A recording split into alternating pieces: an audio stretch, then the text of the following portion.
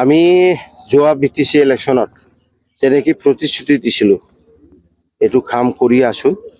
কাৰণটো হ'ল যোৱা 5 বছৰত কোনো কাম খাজ ৰাস্তা কোনো এটাও ৰিপেয়াৰিং কাজ কৰা নাই, কাম কৰা নাই। গতিকে এই 5 বছৰত যিমান আমাৰ ৰাস্তা আছিলে এইবিলাকে সব বিয়া হৈ আছিলে।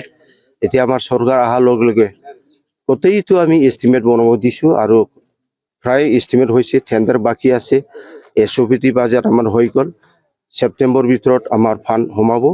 গতিকে এইটো গো হেডত আমি আমাৰ কণ্ট্ৰেক্টাৰে এইটো পাছ কৰি আনিছোঁ। আজি আমি আধাৰশিলা কৰি লৈতো ইয়াৰ অমৃতপুৰ পৰা বায়া দুমবাজাৰ আৰু এই আমাৰ পোখালৈকে যাব 6.5 কিলোমিটাৰ। ঠিক তেনেকেই বহুত আছে ৰাস্তা, এইটো হৈ থাকিব।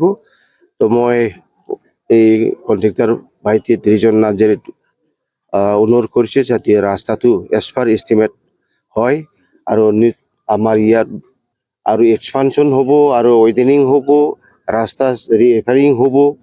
কাৰণ বিভিন্ন দেশৰ পৰা আমাৰ ইয়াত কুচুগাঁও বা ৰায়মনা নেশ্যনেল পাৰ্কত বহুত মানে দূৰ দূৰৰ পৰা মানুহ চাব আহে। ইয়াত জীৱ জন্তু চাবলৈ আহে, ঘূৰিব আহে।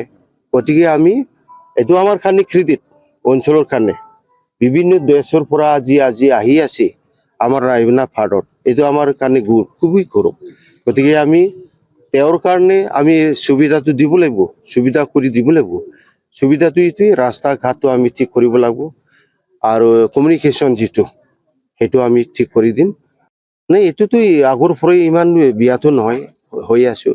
য'ত মানে বিয়া হৈছে বা বিয়া আছে যাতায়াত আমাৰ গাঁও অঞ্চলৰ মানুহবিলাকৰ, এইটোতো কোনো প্ৰব্লেম নাই, তেনেকুৱা হোৱা নাই।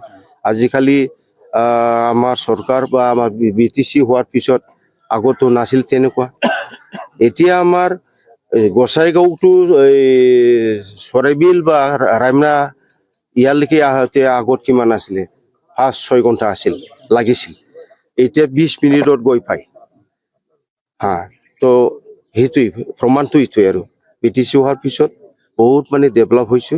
ৰাস্তা ঘাটটো ক'বই নালাগে, যি হৈছে এইটো অলপ বিয়া হৈছে, এইবিলাক 5 বছৰৰ কাম হোৱা নাই। গতিকে এইটো আমি ৰিপেয়াৰিং কৰাৰ কাৰণে পুৰা প্ৰস্তুত লৈছোঁ। আৰু এইটো অকল ৰাস্তা নহয়, আমাৰ দলং চলং এইবিলাকো আৰু এগ্ৰিকালচাৰ ছেক্টৰত, এডুকেশ্যন ছেক্টৰত বিভিন্ন ডিপাৰ্টমেণ্টত কাম কাজ হ'ব। আৰু এইটো গুৰুত্ব সহকাৰে এইটো প্ৰস্তাৱ লৈছোঁ আমাৰ চৰকাৰে।